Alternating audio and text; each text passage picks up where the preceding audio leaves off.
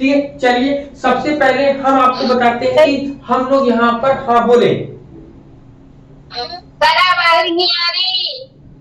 आ रही है सर। ये दो तो हमको पता है, शॉर्ट लॉन्ग, और लेकिन ये सेंसरी रजिस्टर नहीं पता। ठीक, ओके। तो सबसे पहले हम लोगों ने पहले आप पूरी क्लास को समराइज करते हैं कि क्या क्या पढ़ा। हम लोग बीएफ स्किनर जो साइकोलॉजी में पढ़ा था उसको पूरा का पूरा वैसे ही हम लोग पढ़े।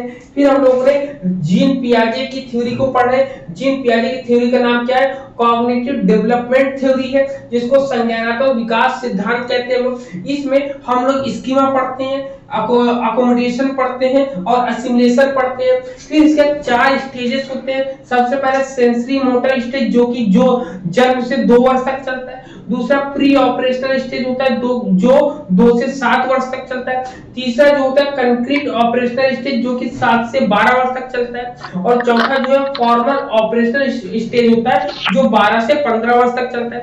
लेकिन हम लोग ईटी में क्यों पढ़ते हैं इसको? क्योंकि ईटी में इन्होंने एक खास मॉडल दिया है जिसका नाम है 3 स्टेज इंफॉर्मेशन प्रोसेसिंग मॉडल। इसमें इन्होंने तीन मॉडल दिया, जिसमें सबसे पहला क्या है? Sensory register. सेंसरी रजिस्टर का मतलब होता है प्रारंभिक समय में जो भी बालक कार्य करता है उसको यहाँ पर नोटिफाइड डिफाइन किया जाता है। फिर आता है शॉर्ट टर्म मेमोरी।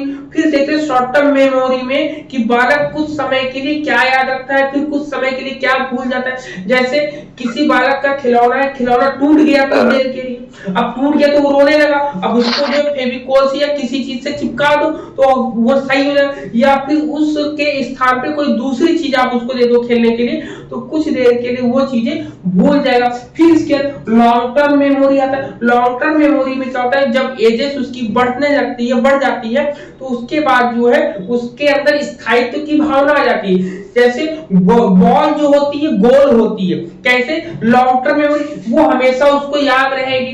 ठीक है, तो ऐसी छोटी मोटी चीजें जो रहेंगी वो सब चीजें यहाँ पर आपकी आएंगी। तो इतना जितनी देर में मैंने पढ़ाया उतनी चीजें मैंने यहाँ पे डिस्कस कर दी। आपको बताओ, क्लियर है पॉइंट?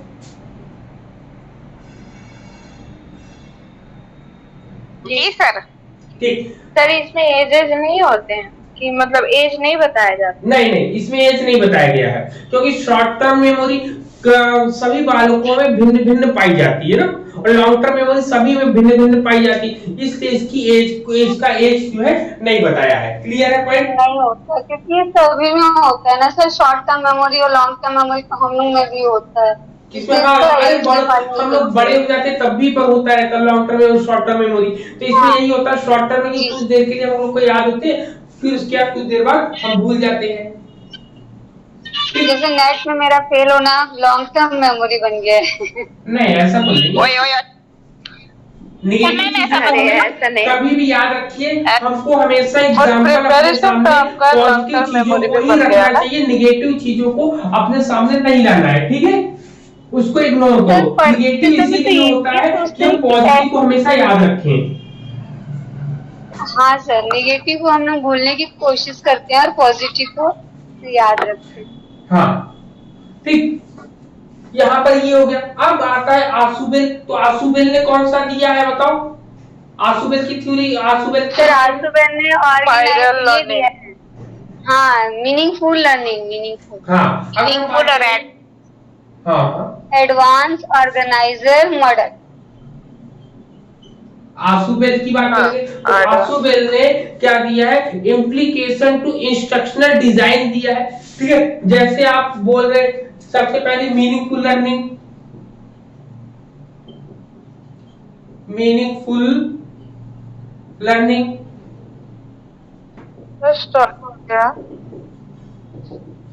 हेलो आ रहे ना? तो इन्होंने क्या किया? इम्प्लीकेशन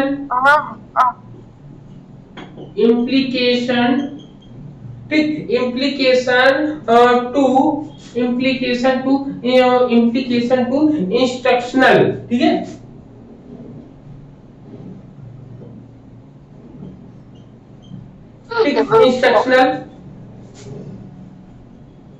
इंस्ट्रक्शनल डिजाइन दिया है। मतलब इन्होंने इंस्ट्रक्शनल डिजाइन में कुछ चीजों को लेकर आए हैं, इम्प्लीमेंट किया, उसमें लागू किया। क्या लागू किया? सबसे पहले आशु बेल का जो थ्योरी होती है, मीनिंगफुल लर्निंग होती है, ये कुल मिला के डिडक्टिव रीजनिंग पर होती है, आधारित होती है। किस पर होती है?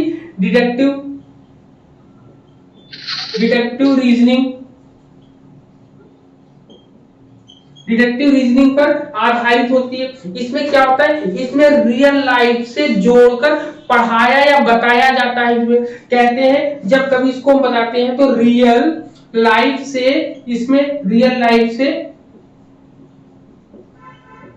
जोड़कर यहाँ पर हम लोग बातें करते। कोई भी चीज अगर आपको बताई जाएगी, मीनिंगफुल का मतलब ही होता है कि हम अपने आप में साक्षात कर ले, उन सब चीजों को समझ ले वहां पर। ठीक है,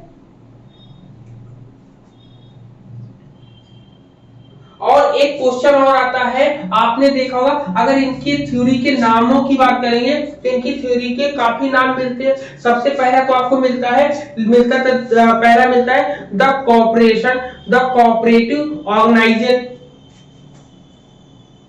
ठीक, पहला होगा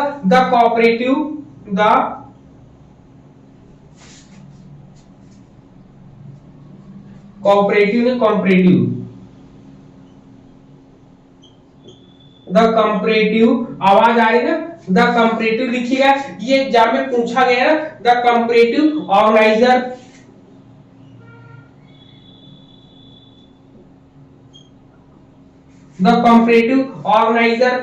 फिर दूसरा पॉइंट है, दूसरा इसका क्या नाम? दूसरा नाम इसको बोलते हैं प्रोग्रेसिव डिफरेंशिएशन। सर ये मीनिंगफुल लर्निंग का अदर नेम है? हाँ, नहीं, इन्होंने थ्योरी दिया है वो बता रहे हो। ये सब नहीं, देखिए ये मीनिंगफुल थ्योरी इनकी सिद्धांत का नाम है। इसके अंदर जो इन्होंने यूज किए हैं और चीजों को वो यहाँ बता रहे हैं कि जैसे कंपैरेटिव ऑर्गेनाइजर की बात करते हैं कि इन्होंने जो है तुलनात्मक संगठन की ऑर्गेनाइजर संगठन होता है। ठीक है, सर ये अदर थ्योरी है इनकी। हाँ, फिर क्या आता है? प्रोग्रेसिव, क्या आता है आपका? Progressive differentiation.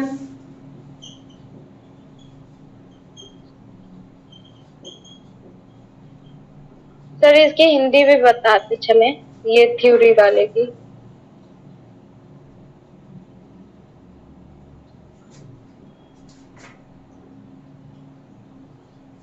ठीक है, ये सबसे पहला क्या है? कंपैरेटिव ऑर्गेनाइजर, तुलनात्मक संगठन की बात करते हैं। फिर प्रोग्रेसिव डिफरेंशिएशन, प्रोग्रेसिव का मतलब होता है बढ़ते हुए क्रम में अंतर दिखाना। ठीक है, बढ़ते हुए क्रम में क्या अंतर होगा ये बताने की प्रयास करते हैं। और जो तीसरा है एडवांस ऑर्गेनाइजर, ये एग्जाम में ज्यादा पूछा है। एडवांस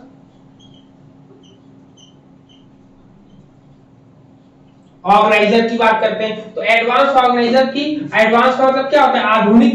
एडवांस को हिंदी में हम लोग क्या बोलेंगे?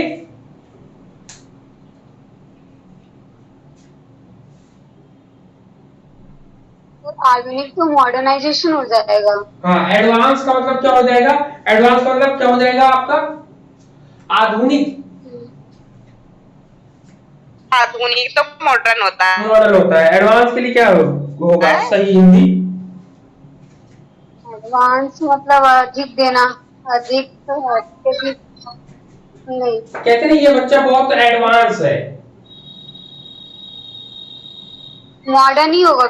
मॉडर्न ही होता है ऑर्गेनाइज, एडवांस का मॉडर्न नहीं होता है। ठीक है, ठीक है, जो बच्चा एडवांस का मतलब हम मॉडर्न ही बोलते हैं। हाँ, मॉडर्न ही बोलते हैं। यहाँ पर एक इन्होंने बहुत अच्छे पॉइंट को बोला है। इन्होंने रोट मेमोरी को क्या बोला है? आपका रोट मेमोरी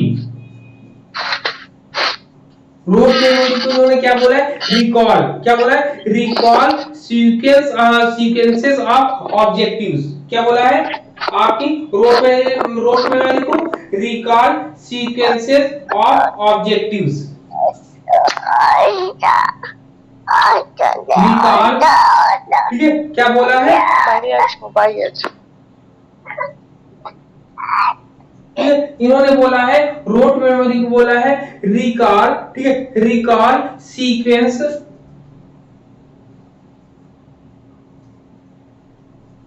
रिकॉल सीक्वेंस, ठीक है, रिकॉल सीक्वेंस ऑफ ऑब्जेक्टिव, ठीक, ऑफ ऑब्जेक्टिव्स। रोट मेमोरी के लिए इन्होंने बोला यहाँ पे जो आपने मीनिंगफुल लर्निंग बोली ना, तो यहाँ पर तो एग्जाम में जो सबसे ज्यादा आता है आपके ये पूछे जाते हैं, जितने भी यहाँ पर हमने लिखे हैं सब के सब एग्जाम में आपके पूछे जाने वाले प्रश्न हैं यहाँ पर।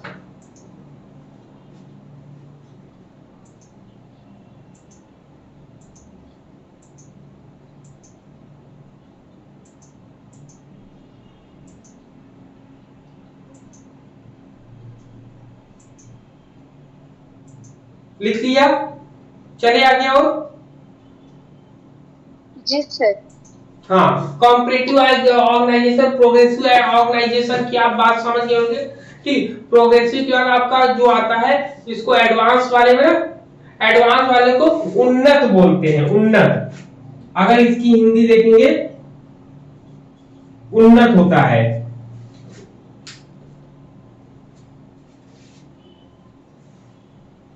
उन्नत संगठन मॉडल। हाँ, उन्नत संगठन मॉडल, लेकिन इंग्लिश में ही ज्यादा बेटर है। हिंदी में ज्यादा हम आगे उसको देखेंगे तो हम खुद परेशान हो एडवांस ऑर्गेनाइजर मॉडल से ही पूछा था। हाँ, एडवांस ऑर्गेनाइजर मॉडल और मीनिंगफुल लर्निंग, सार्थक अधिगम की बात करेंगे तो ना, मीनिंगफुल को हिंदी में बोलते हैं सार्थक अधिगम बोलते हैं। तो वो भी अगर आपको आएगा तो वो, लेकिन इंग्लिश में ज्यादा बेहतर आप उसको समझ पाएंगे, ठीक है ना, बेहतर तरीके से हम इसको समझ सकते हैं यहाँ पर। अब क्लियर है यहाँ पर। अब आता है नेक्स्ट ब्रूनर की बात। तो ब्रूनर में क्या क्या कहा गया है, चलो ब्रूनर में बताओ। ब्रूनर पढ़ा है नहीं पढ़ा है? पढ़ा है मैंने, पढ़ा है सर। हाँ, उसी के पॉइंट्स यहाँ पर डिस्कस करने हैं, बस आपको रिकॉल करना है, एक बार अपनी मेमोरी को रिकॉल करना है ब्रूनर की। चलो ब्रूनर की थ्योरी का नाम क्या है? सबसे पहले बताओ। डिस्कवरी लर्निंग दिया था इन्होंने, नहीं याद आ रहा है। चलो डिस्कवरी लर्निंग लिख लिया। बंडूरा की थी वो तो, कॉग्निटिव डेवलपमेंट। नहीं, अरे कंसेप्ट अटेनमेंट मॉडल पढ़ा है हम लोगों ने। हाँ, एक हाँ, एडवांस को अग्रिम भी बोलते हैं। अग्रिम, आपने ये वर्ड बहुत ज्यादा यूज आता है कि अग्रिम संगठन की बात किसने करी है, या अग्रिम अधिगम की बात किसने करी है। तो अग्रिम वाला जब कभी हिंदी में आएगा तो आप उसको आंसू-बेल लगाएंगे। किसको लगाएंगे? आंसू-बेल लगाएंगे। एडवांस ऑर्गेनाइजर की होते अग्रिम आयोजक या अग्रिम संगठन, तो वो आपका आंसू-बेल होता है। मैं सोच रहा था उसी के बारे में। अब यहाँ पर ब्रूनर की बात करते हैं। तो ब्रूनर ने डिस्कवरी लर्निंग, जिसको खोज अधिगम के बारे में हम कहते हैं। फिर आपका आता है कंसेप्ट अटेनमेंट। ठीक, क्या था? Concept attainment. Sir spiral learning किसका था? किसका? Spiral learning. स्पाइरल लर्निंग नहीं आ रहा है। चलो देखते हैं। हाँ, देखेंगे उसको स्पाइरल वाला ऑप्शन दीजिएगा कब अब ऐसे हम देख के बता देंगे आप व्हाट्सएप पे। तो अब मेरे व्हाट्सएप पे आप मैसेज कर देना, उसका आंसर हम देख लेंगे।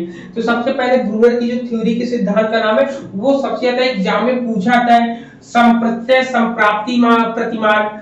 ये शेल्बी का जो वीडियो आपको पीजीटी वाला जो मिलता है आपको ई शिक्षा संवाद सीरीज में, उसमें आपको जितने भी थ्योरी, जितने भी सिद्धांत, जितने भी वन लाइनर क्वेश्चन आपके बन सकते हैं ना, सबके सब वहां पर बताए जाते हैं। इसलिए उस वीडियो को जरूर देखा करो। ठीक, क्या है? कंसेप्ट अटेनमेंट मॉडल, संप्रत्यय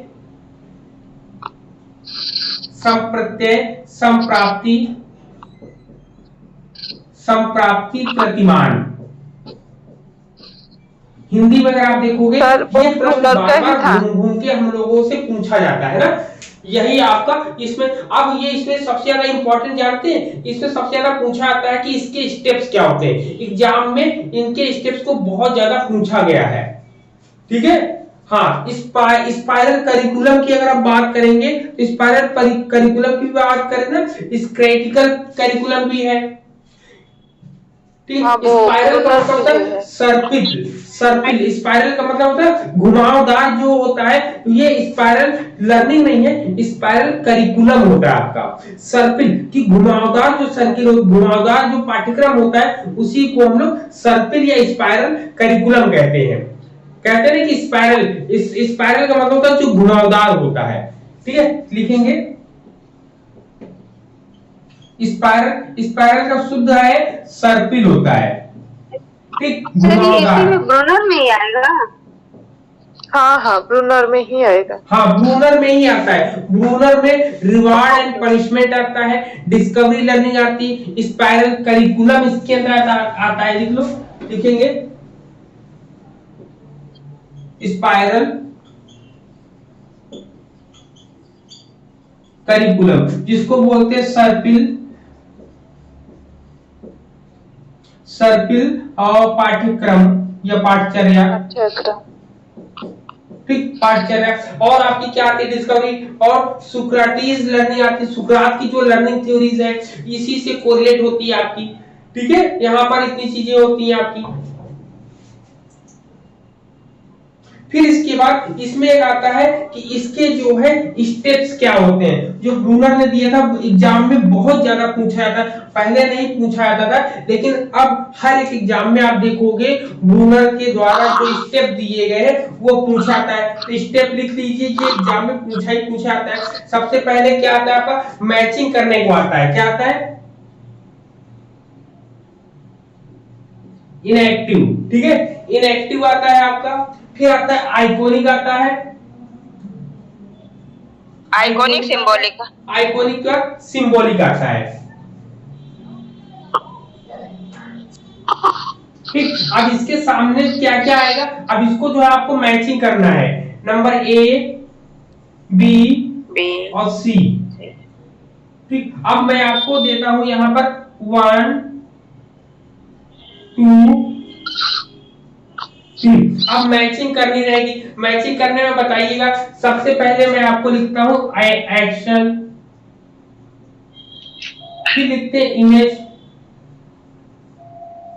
फिर इसके बाद एक्शन हो गया, इमेज हो गया, फिर आता है लैंग्वेज,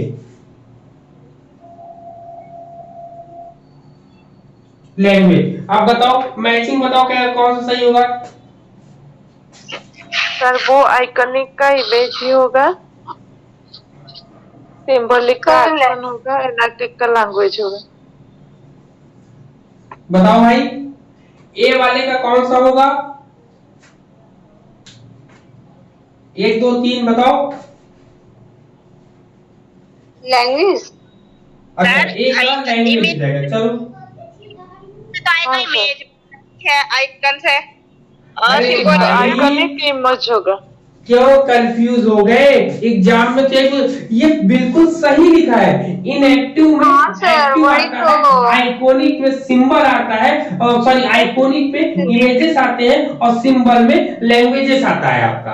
क्लियर है, कोई कंफ्यूजन है ही नहीं। ये तो मैंने केवल आपको कंफ्यूज करने के लिए बोल दिया कि भाई आपको नहीं दिया है, सर, ये आपने स्पाइरल कर दिया हम लोग को। हाँ, घुमावदार।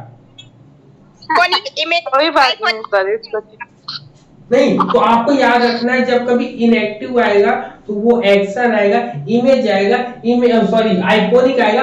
आइकन, कोई आइकन आपको दिखाया था, आइकन हमेशा इमेज दिखाया जाता है। सिंबल क्या होता है, सिंबल को हम मुंह से बोलकर दिखाते ना, कहते नहीं कि टाउ बनाओ, या हम कहते हैं कि सिग्मा बनाओ। तो सिग्मा बनाने के लिए हम कहते हैं कि सिग्मा ऐसे बना दो, टाउ बनाए तो उल्टा जे बना दो। तो ये क्या हुआ, हमने सिंबल को बताने के लिए लैंग्वेज का प्रयोग किया। आप कंप्यूटर में C++ का यूज करते हैं, जावा का यूज करते हैं, ठीक, तो वो सब लैंग्वेजेस है। लेकिन आइकन, आइकन का कहते हैं कि एयरटेल का आइकन क्या है, या हम कहें हमारे ई शिक्षा संवाद का आइकन क्या है, ठीक है, तो वो आइकन हो जाता है आपका।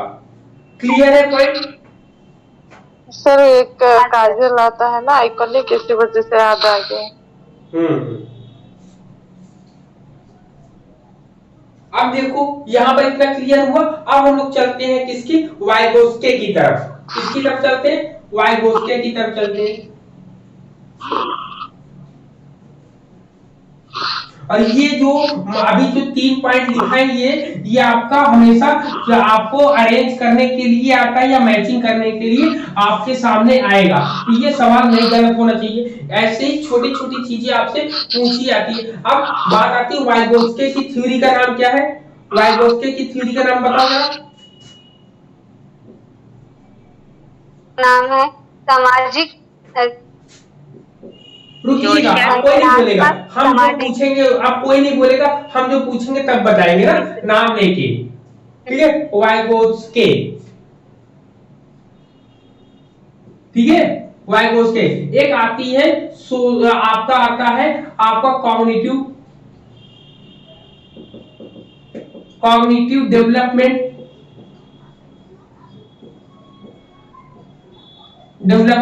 थ्योरी आती है आपकी।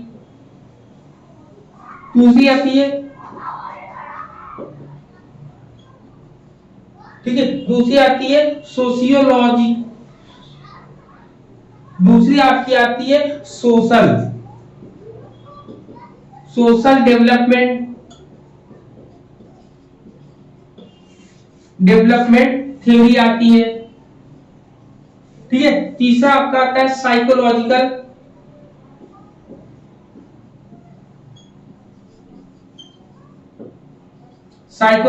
Development theory.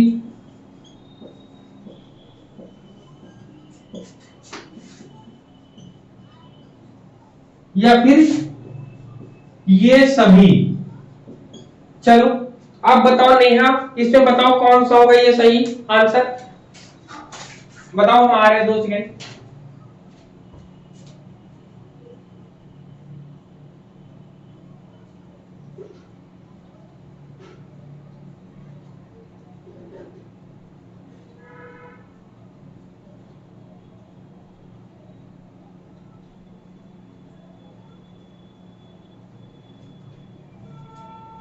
बताओ नेहा, कौन सा है, कौन सा वाइगोस्की की थ्योरी में आता है। नेहा को पता है? सर सोशल डेवलपमेंट आता है ना। वाइगोस्की की थ्योरी, चलो सोशल डेवलपमेंट थ्योरी है, ठीक है। सॉरी, ये सोशल डेवलपमेंट नहीं नहीं सर, सर उसमें आपने बताया था वाइगोस्के का कि socio cultural theory. Social development Vygotsky की, साइकोलॉजिकल डेवलपमेंट थ्योरी एरिक्सन की। इरिक्सन बताया था। जस्ट सेकेंड, सबसे पहले सोशियो कल्चर या सोशियो कल्चर में सोशल डेवलपमेंट थ्योरी की अगर हम बात करेंगे, ये सोशियो कल्चर के अंतर्गत ही तो आएगी।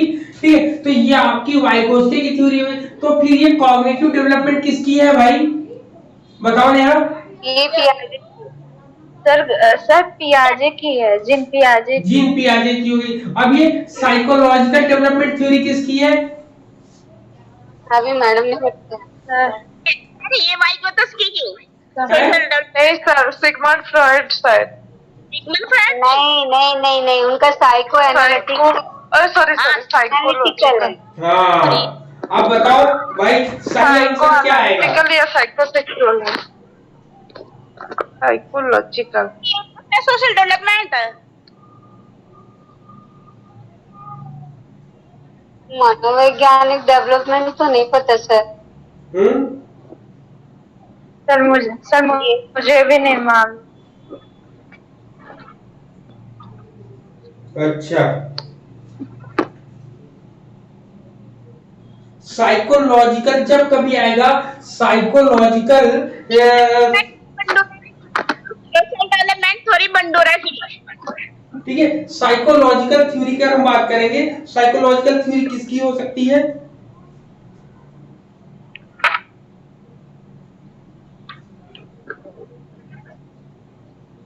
साइकोलॉजिकल थ्योरी जो होती है साइको सोशल डेवलपमेंट है, साइकोलॉजिकल नहीं है। ठीक है, तो साइको सर वो आप जो बोले थे हाँ एरिक एरिक्सन बोले नहीं थे, वो उसी का ही है। वो जो इरिक एरिक्सन साइकोलॉजिकल की थ्योरी जो है, इरिक एरिक्सन की थ्योरी है psycho social psychological psycho social होती है। वो साइको सोशल है जो इरिक एरिक्सन की, किसकी? एरिक एरिक्सन की है।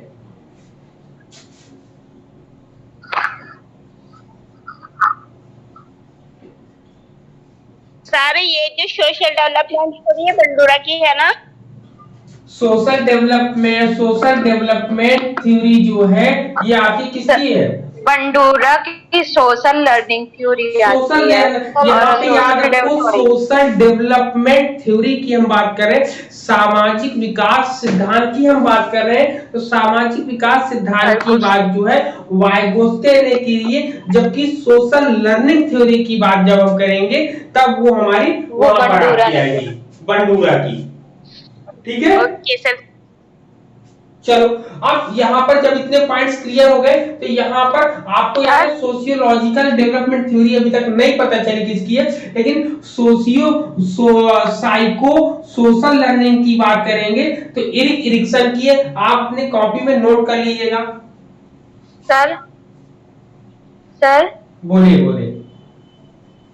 सर सोशल डेवलपमेंट और सोशियो कल्चरल थ्योरी सेम है? सोशियो कल्चरल डेवलपमेंट, हाँ सोशियो कल्चरल भी सेम ही है। क्यों? क्योंकि दोनों में डेवलपमेंट की है। सोशल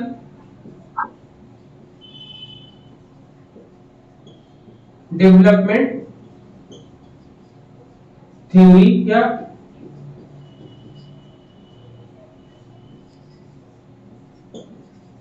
सोशियो कल्चरल, ठीक है, सोशियो कल्चरल दोनों आपके वाइगोत्स्की के ही है। अब इसमें देखिए इसमें क्या पॉइंट्स बताते हैं हम लोगों को, इसमें क्या पॉइंट बताया गया है सामाजिक अधिगम से सामाजिक विकास सिद्धांत में।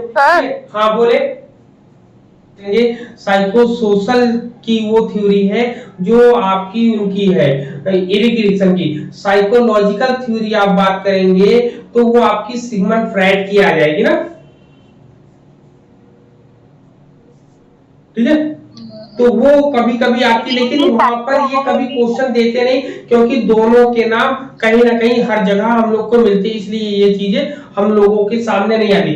जो विवादित प्रश्न होते हैं वो जल्दी पूछे नहीं जाते हैं, लेकिन फिर भी यहाँ पे वाइगोत्स्की की बात करें तो सोशल डेवलपमेंट थ्योरी है और इसको सोशियो कल्चरल भी कहा जाता है। अब इसमें देखिए क्या चीजें इंपॉर्टेंट है वाइगोत्स्की में जो हम लोग के एग्जाम में आती है सबसे ज्यादा, ठीक है। अब बताओ इसके अंतर्गत सबसे ज्यादा क्या आता है। इसमें अगर हम देखते हैं कि सामाजिक विकास सिद्धांत में क्या होता है, इसमें कहते हैं कि role of social interaction in cognitive development. क्या कहते हैं देखो,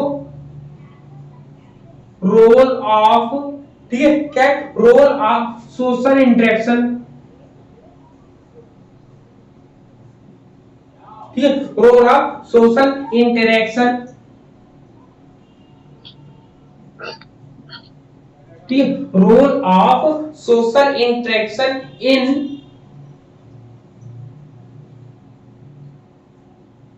कॉग्निटिव डेवलपमेंट। कहते हैं कि यहाँ पर सामाजिक अंतःकरण में जो है संज्ञानात्मक विकास की महत्वपूर्ण भूमिका है, ठीक है, कि कहते हैं कि सामाजिक अंतःक्रिया में संज्ञानात्मक विकास की महत्वपूर्ण भूमिका होती है। इसलिए इसमें क्या प्रयोग करता है, MKO हमेशा पूछा था कि MKO किसने दिया है, तो आप बताओगे किसने दिया है, आपका वाइगोत्स्की ने दिया है आपका MKO। More knowledgeable other. हाँ, अब इसका हमेशा फुल फॉर्म पूछा था, तो होता है इसका मोर और नॉलेजेबल अदर, मोर नॉलेज और अदर या मोर नॉलेजेबल होता है, more knowledgeable other. Okay sir. ठीक, ये हो गया। MKO आता है, फिर इसी में आपका आता है ZPD। JPD zone of proximal development. फिर क्या होता है आपका ZPD का मतलब होता है जोन ऑफ प्रॉक्सिमल डेवलपमेंट। हाँ, जोन ऑफ प्रॉक्सिमल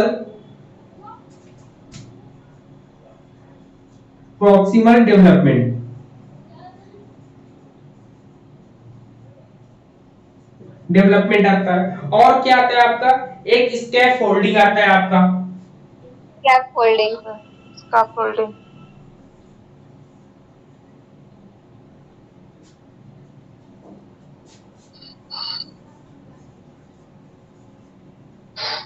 स्कैफोल्डिंग, ठीक, स्कैफोल्डिंग आता है यहाँ पर। तो अब देखो वन बाय वन हम लोग बात करते हैं। सबसे पहले होता है MKO, इसमें कहता है मोर नॉलेजेबल अदर, मतलब ये कहता है आपका ज्ञान जो है और से बहुत ज्यादा होता है, ये होता है। फिर एग्जाम में सबसे ज्यादा जो पूछा आता है ये पूछा था ZPD, कि ZPD होता क्या है। तो ये कहते हैं, इसमें कहते हैं कि यहाँ पर जो है दूसरों की सहायता से प्रॉब्लम सॉल्व करना होता है। इसमें क्या होता है, दूसरों की सहायता से, दूसरों की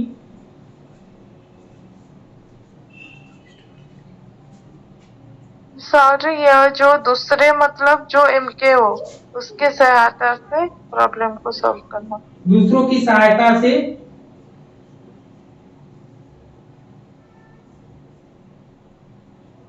सर ये दूसरों की सहायता से प्रॉब्लम सॉल्व करना तो MKO आएगा ना, क्योंकि वहां पे तो बता रहा है जो मोर नॉलेजेबल अदर पर्सन, और यहाँ पे तो जोन ऑफ प्रॉक्सिमल डेवलपमेंट मतलब वो दूरी बताएगा, डिस्टेंस बताएगा ना। अब देखो यहाँ पर distance, zone of proximal development क्या होता है, जोन ऑफ प्रॉक्सिमल डेवलपमेंट वो होता है कि एक गैप होता है जिसको हम लोग, एक गैप होता है, गैप को बताने का जो काम करता है वो आपका स्कैप होल्डिंग करता है। लेकिन जब स्कैप होल्डिंग जो होती है, स्कैप होल्डिंग को भरने के लिए या उसके गैप को भरने के लिए जिसका प्रयोग हम करते हैं जिसको कहते हैं कि मतलब ये मान लो A और B है, A और B है, इन दोनों के जो बीच जगह खाली है ये आपका ZPD कहलाता है। क्या कहलाता है, ZPD कहलाता है। लेकिन जब इस गैप को भरा जाता है, फुलफिल किया जाता है, तो ये स्कैप फोल्डिंग के थ्रू क्या कहता है, स्कैप फोल्डिंग के द्वारा इसके गैप को जब हम भरते हैं, प्रयोग करते हैं, तब जाके ये ZPD कहलाता है। ZPD में क्या होता है कि गैप होता है, गैप को भरने के लिए जब हम स्कैप फोल्डिंग का प्रयोग करते हैं वही आपका होता है। कह सकते हैं कि बीच में हेल्प करने वाला जो होता है वो ZPD होता है। ठीक है, अब यहाँ पे जैसे आपने बताया कि दूसरों की सहायता से प्रॉब्लम सॉल्व करना, तो ये किस में आएगा सर MKO क्या है? देखो सबसे पहले ये होता है रुको ये होता है दूसरों की मोर नॉलेजेबल अदर पर्सन, यानी कोई भी हो सकता है जो हमको नॉलेज दे रहा है या हमारी समस्या का समाधान करने में हेल्प कर रहा है, वो इसमें आ जाएगा, मोर नॉलेजेबल अदर। बच्चे को साइकिल सिखाना उसकी हेल्प लेते हैं तो इसके फोल्डिंग में आएगा ये। मतलब उसमें कोई भी पर्सन आ जाते हैं। हाँ, उसमें कोई भी आएगा, आपसे छोटा भी हो सकता है, आपकी टीचर भी हो सकती है, आपकी मदर भी हो सकती है, फ्रेंड भी हो सकती है, और हमारे उसे के मतलब उससे रिलेटेड टॉपिक से आपसे वो बेहतर जानता हो। अब चलो जैसे कहा जाता है मोर नॉलेज अदर में ये होता है जिसको जो है ढेर सारा ज्ञान होता है। पहली बात तो क्लियर हुई। अब इस ढेर सारे ज्ञान जिसके पास होता है उससे हम सहायता मांगते हैं। तो जब कहा जाता है दूसरों की सहायता से जब हम अपनी प्रॉब्लम को सॉल्व करते हैं तो उसी को ZPD कहा है। मतलब कि ZPD में कहता है कि जोन ऑफ प्रॉक्सिमल डेवलपमेंट, बीच में हेल्प करना होता है। ठीक है, अब बात होती हेल्प किससे ले रहे, तो कहता है कि जब दूसरों की हेल्प लेते हैं तो जब बीच में ये गैप, कुल मिला के जेड क्या करता है, दो लोगों के बीच के गैप को दिखाता है।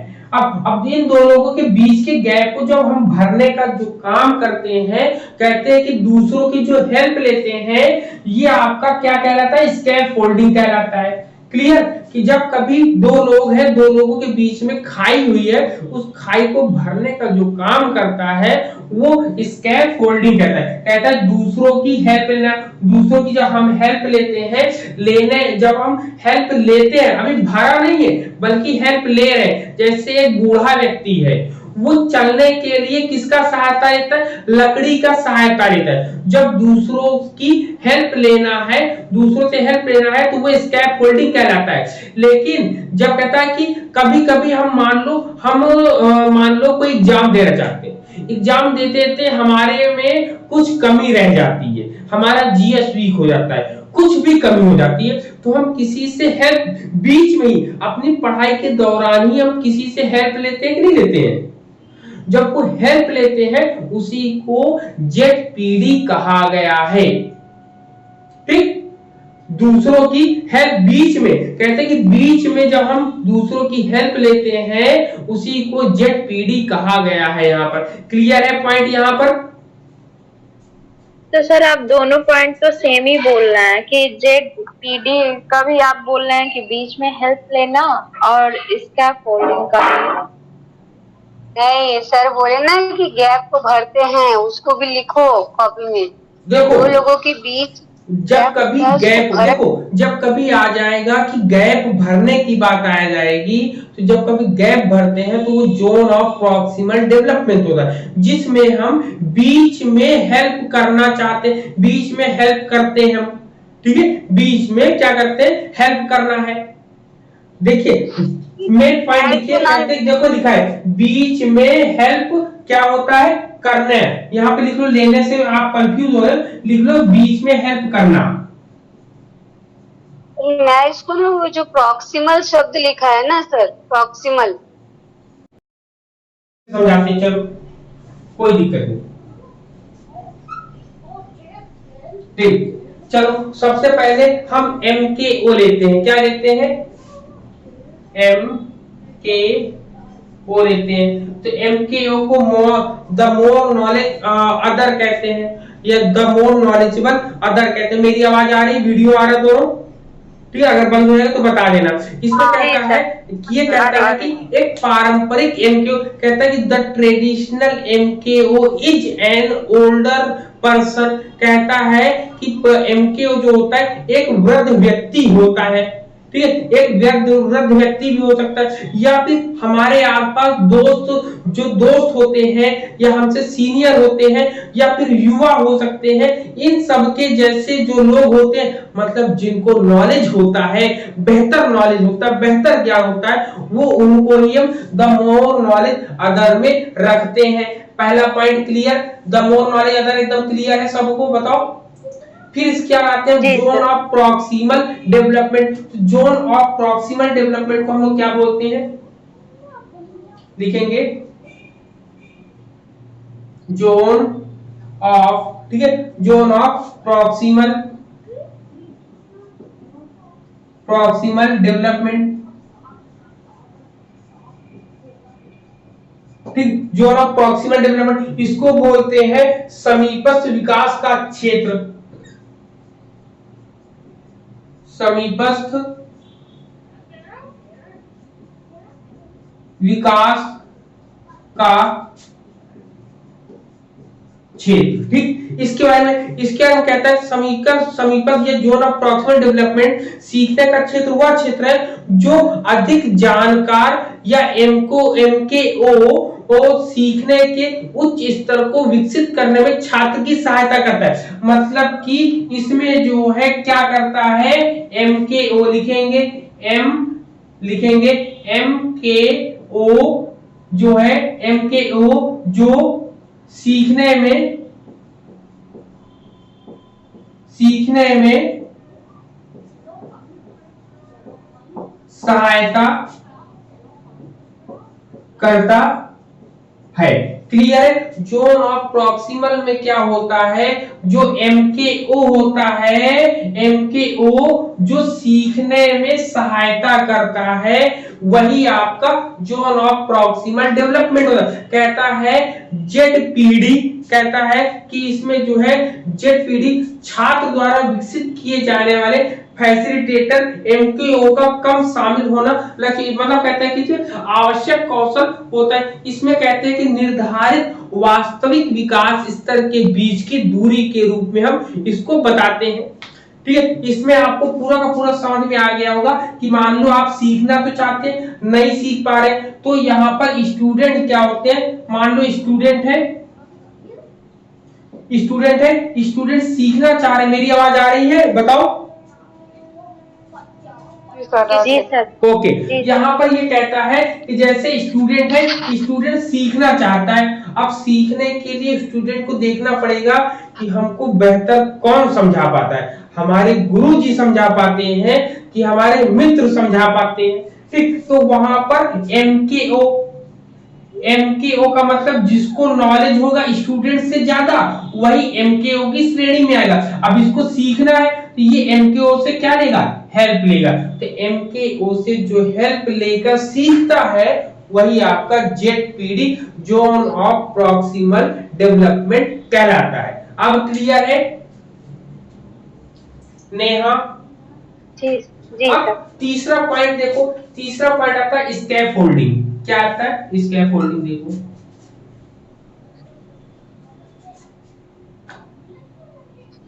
सब लोग जुड़े हैं ना, शैलवी, सविता, नेहा, स्निग्धा, हाशमी जी सब लोग जुड़े। चलो अब आता है स्कैफोल्डिंग। ठीक, स्कैफोल्डिंग क्या होता है, स्कैफोल्डिंग को बोलते हैं मचान बांधना। इंग्लिश में आपने हिंदी में सुना होगा मचान बांधना। जी सर, मचान बांधना। ठीक, मचान बांधना अब आया होगा। बहुत लोग कंफ्यूज होते हिंदी में पढ़ के मचान बांधना आखिर किसने बताया, तो स्कैफोल्डिंग या मचान बांधने की बात जो है वाइगोस्की ने करी। इन्होंने वाइगोस्की ने कहा कि समर्थन करने में शिक्षकों और अन्य लोगों की भूमिका के रूप में, मतलब कहते हैं Vygotsky define scaffolding instruction as the role of teacher and other in supporting, कहते हैं कि role of teacher and supporting. ठीक, सपोर्ट कौन करता है, या तो टीचर करते हैं या तो आपके फ्रेंड करते हैं।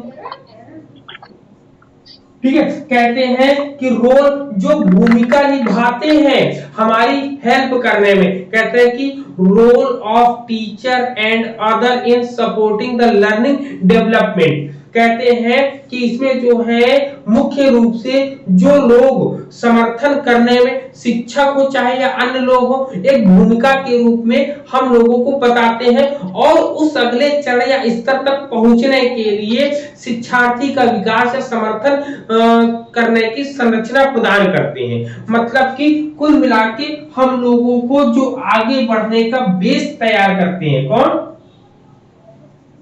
बेस तैयार करता है हम लोगों को आगे बढ़ने के लिए, उसी को हम लोग स्कैफोल्डिंग कहते हैं। स्कैफोल्डिंग का मतलब होता है मचान बांधने का मतलब कि एक माहौल क्रिएट कर देना, हेल्प करना कि हम आगे बढ़ना तो चाहते हैं, हमारे पास आर्थिक स्थिति नहीं सही है, तो कुछ लोगों ने हमें लैंप दे दिया, कुछ लोगों ने हमें टेबल दे दिया, कुछ लोगों ने हमें कुर्सी दे दी। जब ऐसे छोटे छोटे स्टेप्स को लेकर हम अपने एम्स की तरफ, अपने गोल की तरफ बढ़ते हैं, तो उसी को कहते हैं स्कैफोल्डिंग। स्कैफोल्डिंग में आपके टीचर एंड सपोर्टिंग पीपल्स आते हैं जो कि आपके डेवलपमेंट में बहुत महत्वपूर्ण भूमिका निभाते हैं। अब देखो हेल्पिंग की बात जो है आपकी जोन ऑफ प्रॉक्सिमल डेवलपमेंट में करिए, इसमें केवल ये बताया गया कि स्टूडेंट को सही ज्ञान नहीं है, इसमें गैप को भरा जाता है। क्यों?